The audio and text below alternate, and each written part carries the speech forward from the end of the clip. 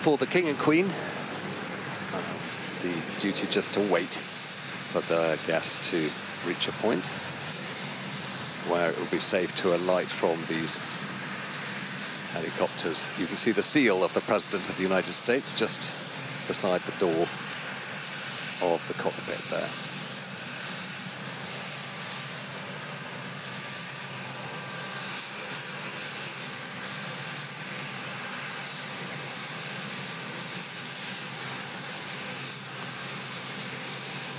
And in full dress and immaculate, as always, the United States Marine Corps take their position in order to enable the President of the United States to alight at the start of his state visit.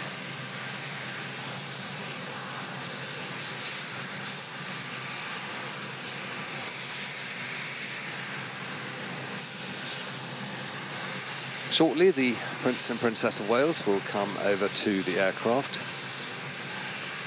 in order to welcome the President and the First Lady.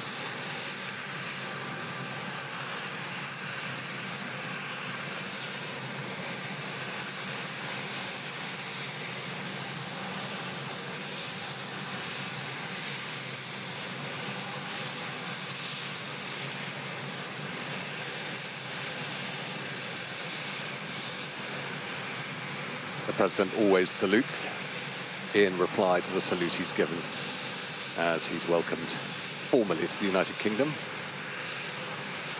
by the Prince and Princess of Wales.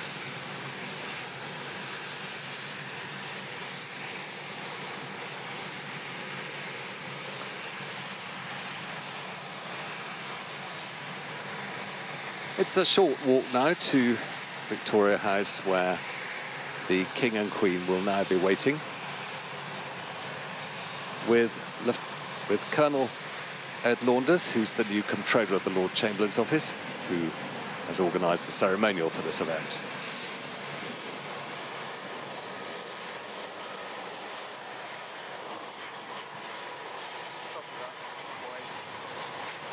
And the presentation by the Prince and Princess of Wales of the President and First Lady to the King and Queen.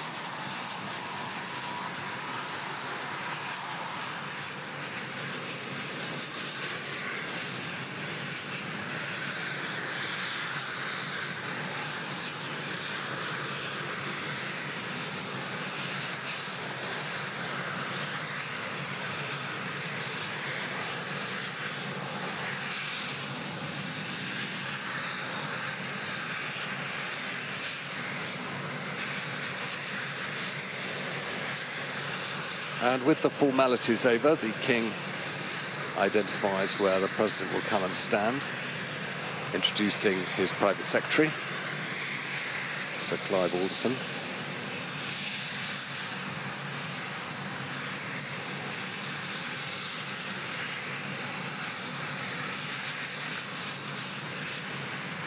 The introductions taking place while the preparations are made, the Queen's private secretary too. And all of this time, the carriages will be being prepared to come forward, along with the escort of the Household Cavalry, Sovereign's escort, which will be in 4 divisions, provided by the Life Guards and the Blues and Royals. The Queen is wearing a brooch with a large sapphire, which was a present to Queen Victoria from Prince Albert, the Prince Consort, when he married her. And of course, most of the buildings that are here in Windsor that we will see were part of his design for the royal grounds here at Windsor. But I wonder, could he ever have imagined that presidents of the United States would come freely to the United Kingdom for state visits? Because it's really only Woodrow Wilson, who was the first president of the United States at the end of the First World War, who made a visit to Britain while in office. Principal carriage here, the Irish State Coach, and in it will travel the King and the President. And in the second carriage, the Scottish state coach, and that will travel the Queen with the First Lady. And in two further state landau, you will have a semi-state landau. You'll have the Prince and Princess of Wales with the Ambassador of the United States and the Ambassador's spouse, the Honourable Warren Stevens and Mrs. Stevens.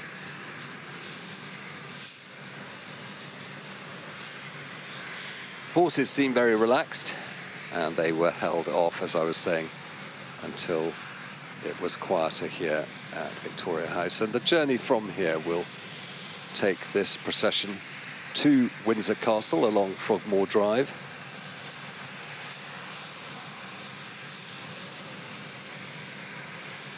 The footmen take positions at the back of the carriage. The second footman will climb up once the door is shut, and you'll see the blockman on the left who's got the blocks underneath the wheels of the carriage, holding it steady. He's just released the blocks.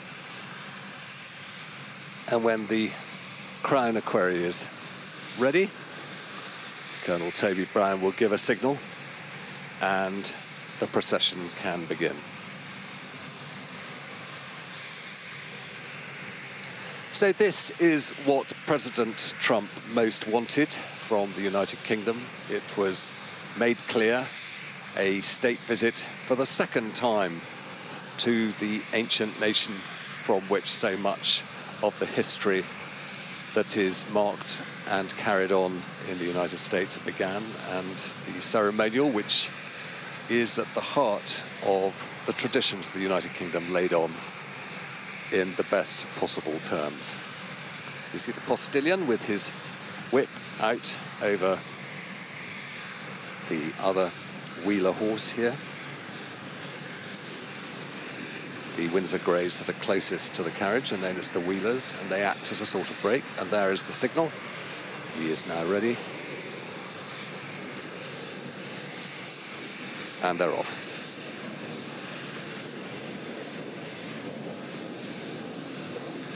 Chance for the King and the President to talk not only about the events that will come over the coming day and a bit, but also it's a friendship that has grown, and there in the Scottish state coach, the Queen and the First Lady. And the outriders that always travel ahead of carriages to check that there are no obstacles in the way of the carriage. They were there to always check that no trees had fallen. Now, obviously, more ceremonial, as we will shortly see two divisions of the Sovereign's escort take position ahead of these carriages, and two further divisions take place at the rear.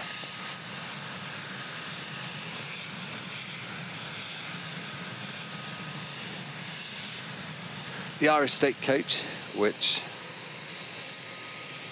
is supposed to be one of the more comfortable ones to travel in, but if you're not used to travelling in a coach, it has a strange feeling, very similar to being in a boat at sea. It is sprung by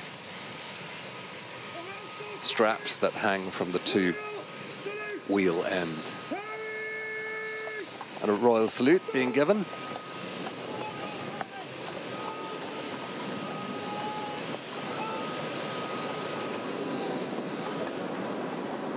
And coming out now past California Gate, interestingly named for the President of the United States, and close to the California store of the royal household. The United States national anthem from the band of the Household Cavalry.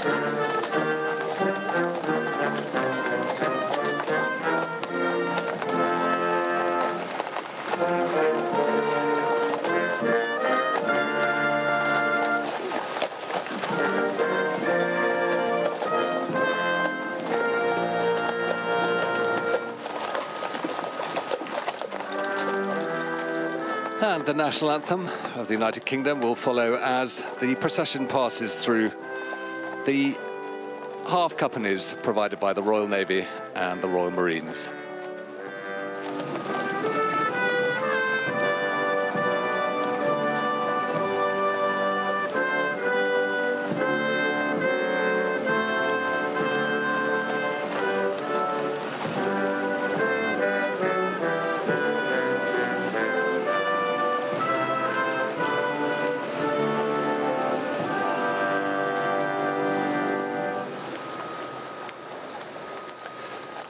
And the semi-state landau, which contains the Prince and Princess of Wales, who are travelling with the Ambassador of the United States and his wife. Closed off today, I'm afraid, because the rain has become quite persistent here. But with the Outriders leading, following the first two divisions of the Sovereign's Escort, the Royal Navy, the senior service of the United Kingdom, providing the half companies, or streetliners as we know them. And there will be streetliners all the way from here to the castle itself, underscoring quite how many people are involved in this event.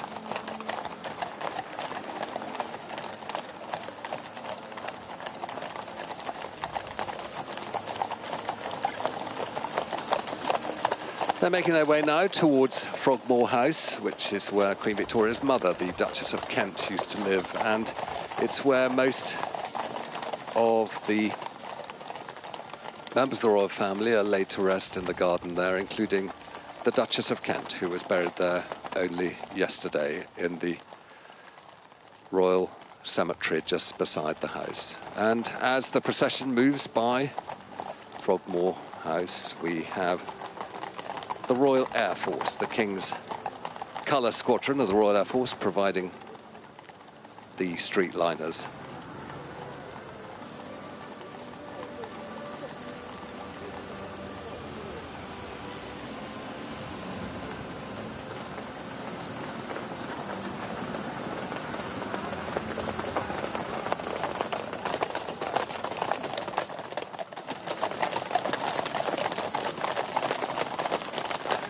First division of the Sovereign's Escort, provided by the Bluesome Royals with their blue tunics and red plumes, and the second division,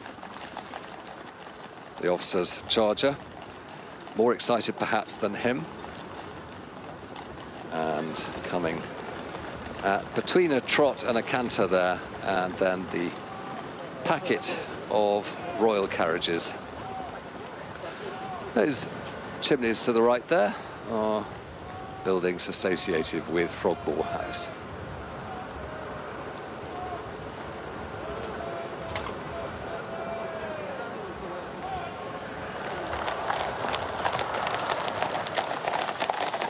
The King and the President getting a chance to see this Victorian plan for the great park that was laid out by Queen Victoria and Prince Albert. Travelling at the side now, the dairy that was designed by Prince Albert, where moving water was used to chill the milk of the Jersey cattle and to separate it from the cream that was used up in the castle. And although it's done somewhere else now, they still follow the same routine. Here, the Grenadier Guards and Irish Guards and the 1st Battalion, the London Guards, are forming streetliners past Frogmore Cottage, where, for a time, the Duke and Duchess of Sussex lived.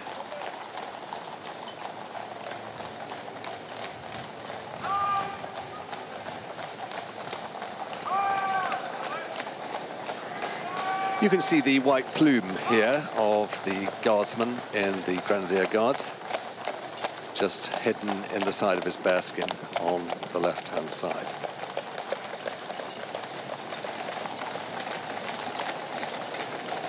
Frogmore Drive now straightens up, making its way up the hill. It's quite a stretch for these horses up to Windsor Castle.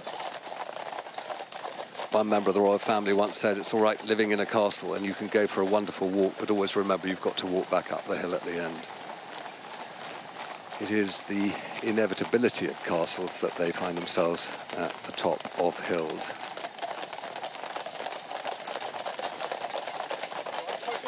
So the two divisions, the Sovereign's escort leading now the King's carriage as he brings President Trump, and for the president who cared so much about being received in the traditional British way, because all of this has provenance. None of this is Disneyland or something created in the imagination of a writer. It is lodged in the provenance of a nation whose history has presented each and every part of this ceremonial with purpose and meaning as part of its tradition. The Scottish state coach is made principally of glass, and it's therefore much easier to see this view straight up towards the castle itself. Literally at the top of that hill, just turn right and pass through into George IV's gate here, where the sentries wait to make their salute, and that's the view we get as they come up. Meanwhile, the King's Troop Royal Horse Artillery moving into position. They've fired a gun salute to mark the arrival of the president. The moment he alighted from Marine One, a signal was sent and they fired their gun salute. You can just see Marine One setting off in the background there, heading to base. They're brought to attention and prepared to present arms, which is the highest salute and mark of respect a soldier could give, because as you will see, in a sense, they offer their personal weapon to the person they're saluting. It's a sign of immense respect to this principal guest of the United Kingdom today. George IV laid out much of the grounds here at Windsor. And it was after the Battle of Waterloo that the decision was taken that, having defeated Napoleon, Windsor should be made to look more splendid. And the oak trees that are laid and planted along the side of this approach to Windsor Castle enhance the Englishness of the countryside here. A royal salute being called by one of the half companies.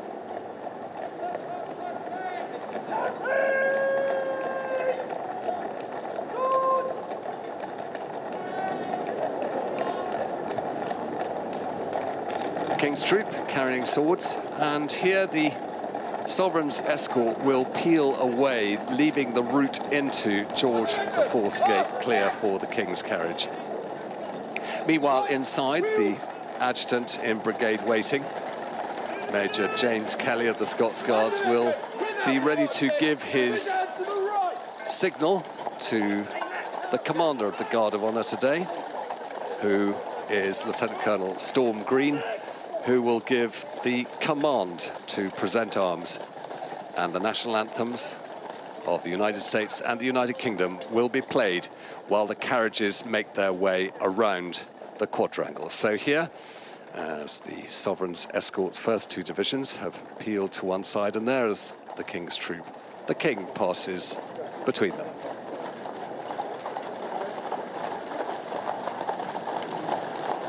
President of the United States with the King entering Windsor Castle.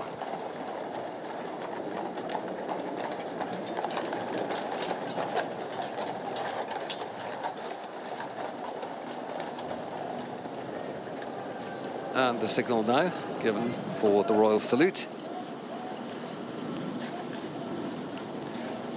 And the two national anthems will be played, coming to a halt as the King's carriage arrives at the dais.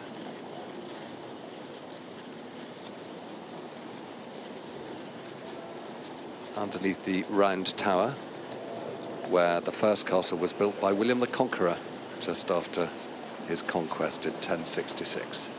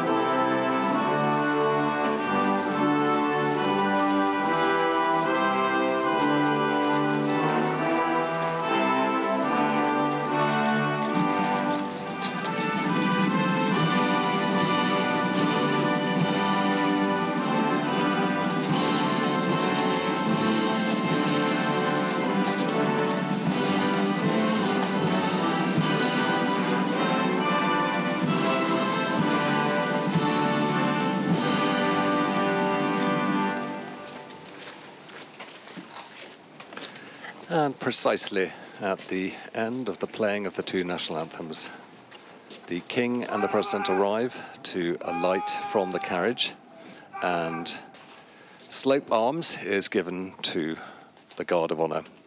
This enormous Guard of Honour, larger than any that has been laid on before.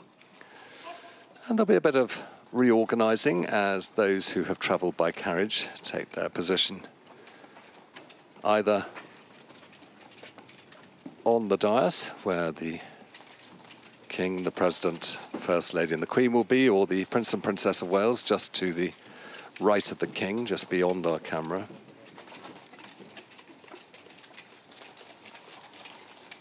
And the guests from the United States taking position at the equerries' door over there, where they can see, and a signal given by the Crown Equerry, Colonel Toby Brown, for the carriages to move off.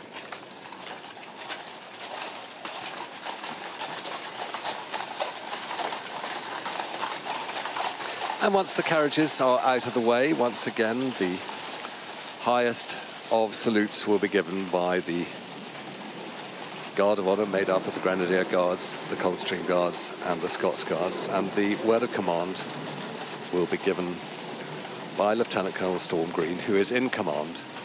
And those three state colours, which are in themselves huge to manoeuvre, will be lowered again in salute to the President of the United States. And the national anthem of the United States will be played again. The carriages will go down to the Royal Mews. And you can see the red plumes there of the Coldstream Guards. Here comes the Royal Salute.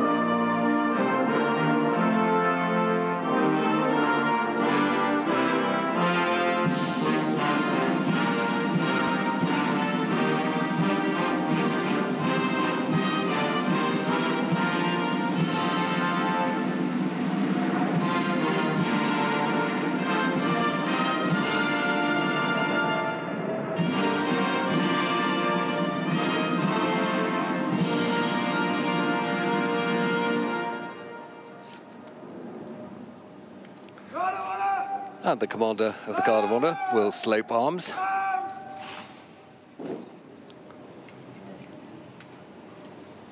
And he will go and invite the President of the United States to inspect the Guard of Honour.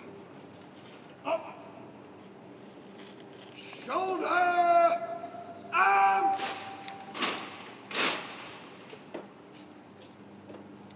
He will say, Mr. President, the Guard of Honour of the Grenadier Guards, Coldstream Guards and Scots Guards is present and ready for your inspection.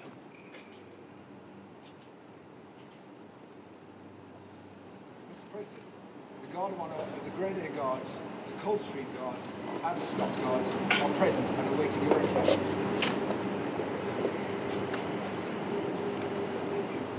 And with a salute, the Commander will now take position and lead the President to inspect the Guard of Honour. It's a chance for the President to look straight into the eyes of the soldiers of the three regiments who represent today all the armed forces, and who also represent one of the principal allied nations to the United States. Regiments that for generations have served side by side with the United States Armed Forces on both battles and peacekeeping operations. And the king following. Meanwhile, the commander encouraging the president to now pay his respects to these soldiers.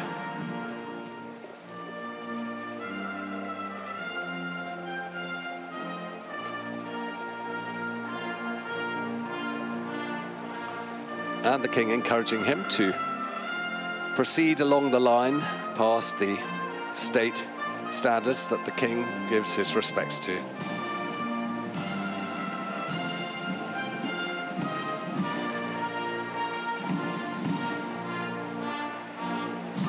And the music chosen very suitably, the great Trumpet Voluntary by Clark, which in its way enhances this event.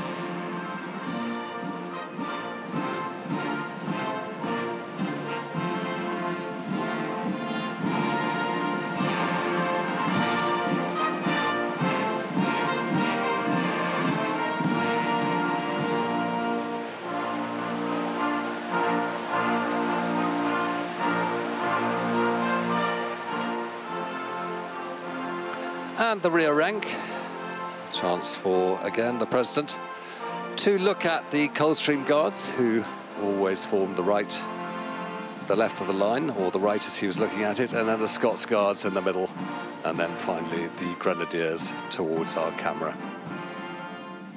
And you can tell the different regiments by their plumes and by the buttons.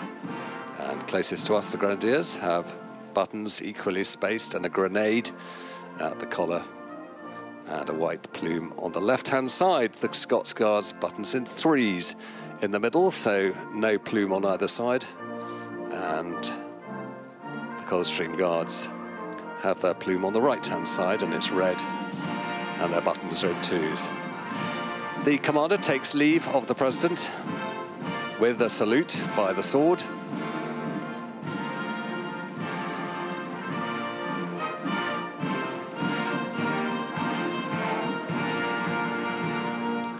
And the president expressing his gratitude. The king pointing out others who have been playing their part, and then returning to the dais where the Queen and the First Lady are waiting.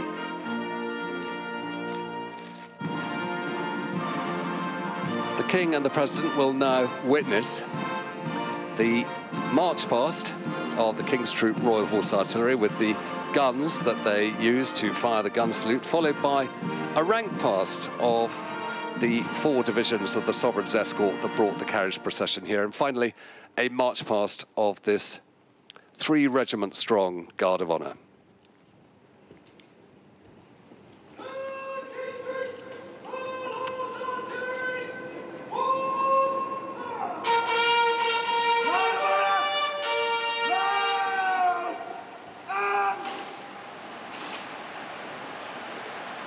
And the music for this will be the Royal Artillery's Slow March. And a present arms from the Guard of Honour to the Sovereign standards and to the guns that will march past now in front of the King and the President.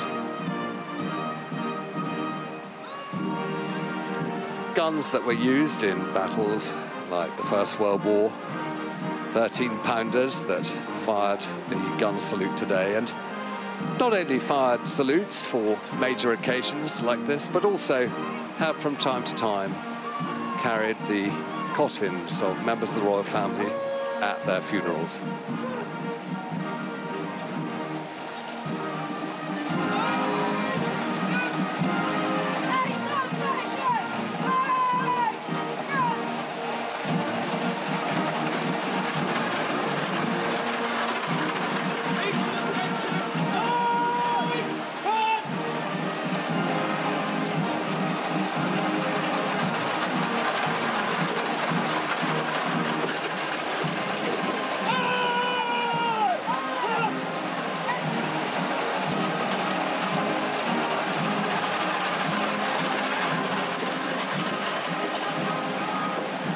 And we must always remember that for the president, he's not just looking at this parade from there. He sees in the background the massive round tower of Windsor Castle, set on its mound, and from which is fluttering the State Royal Standard, 36 feet long, blowing in today's rather rigorous wind here.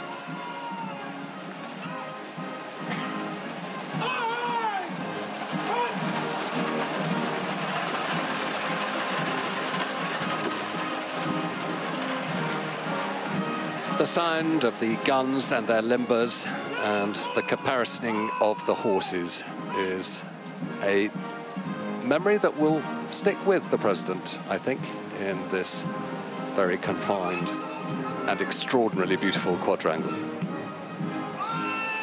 The music now changes to the Lifeguards' slow march.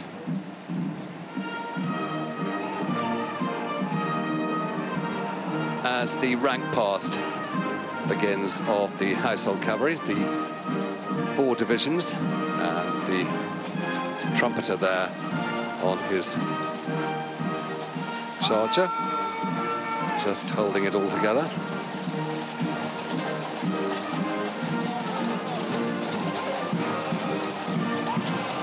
The Lifeguards with their red tunics and white plumes.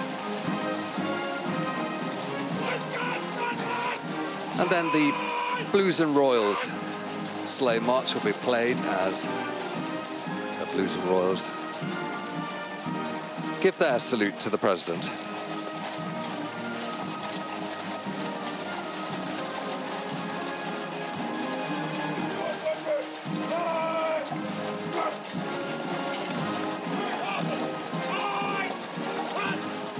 And the Household Cavalry will be feeding out of the quadrangle down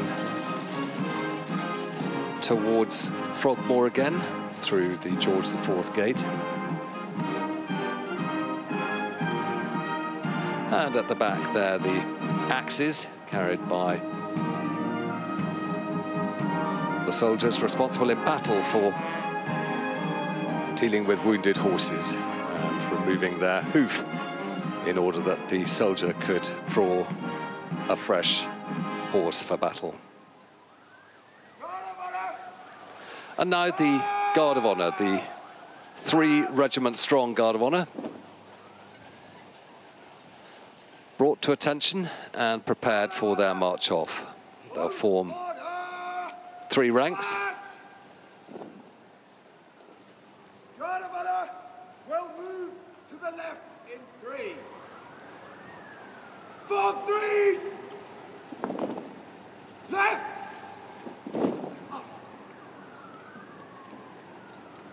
And the state colours. The Scots Guard state colour was presented to the regiment by Queen Victoria quite near here in 1899. And the one carried by the Coldstream Guards was presented to them by King William IV some decades before.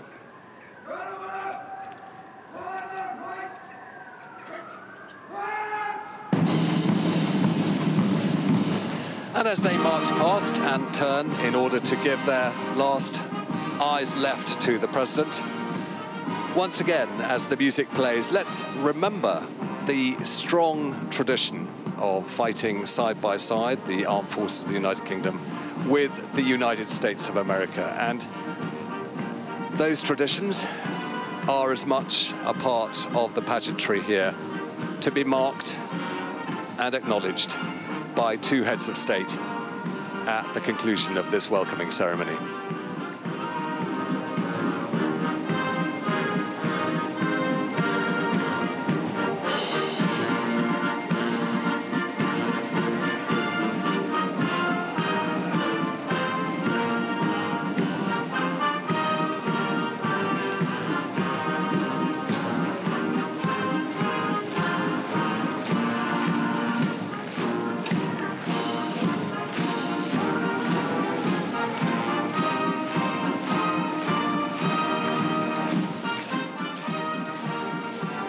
The state colour of the Scots Guards passing by the King and the President, and the music when the Guards are on parade.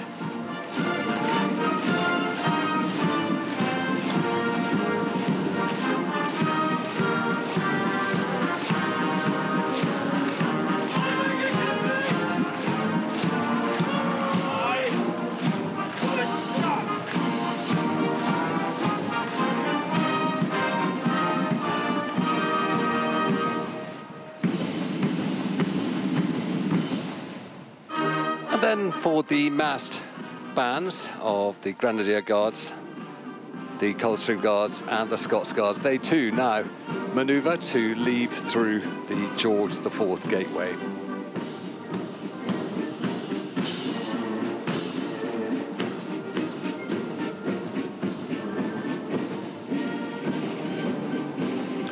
And shortly they're going to carry on their music with the Stars and Stripes Forever, the Bond of Friendship, underscoring what's going on here, the Liberty Bell and Semper Fidelis.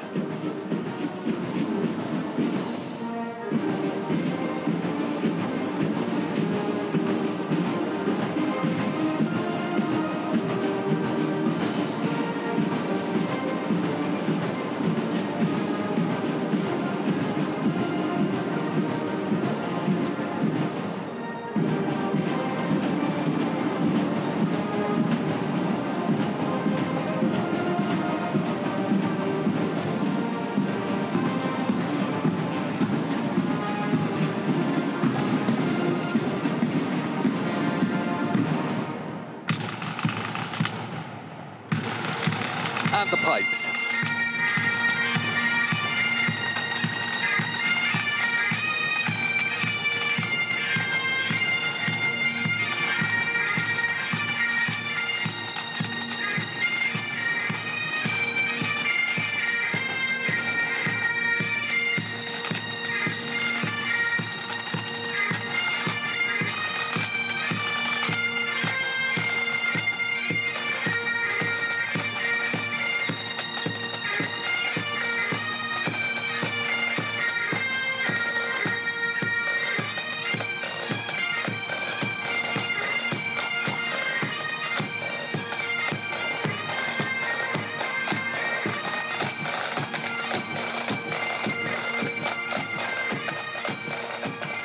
And with Scotland the Brave and Heelan Laddie, what better to conclude this musical welcome to the King and the President who has so many associations through his mother with Scotland, and it is to Scotland that he often visits and his involvements there.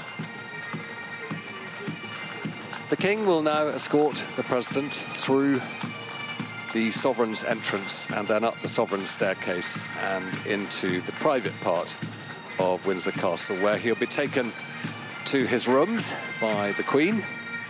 They'll be shown where they'll be staying, and then the family can all sort themselves out, and very shortly followed there by Colonel Ed Launders, who's put this event together, and the two royal equerries, and also with a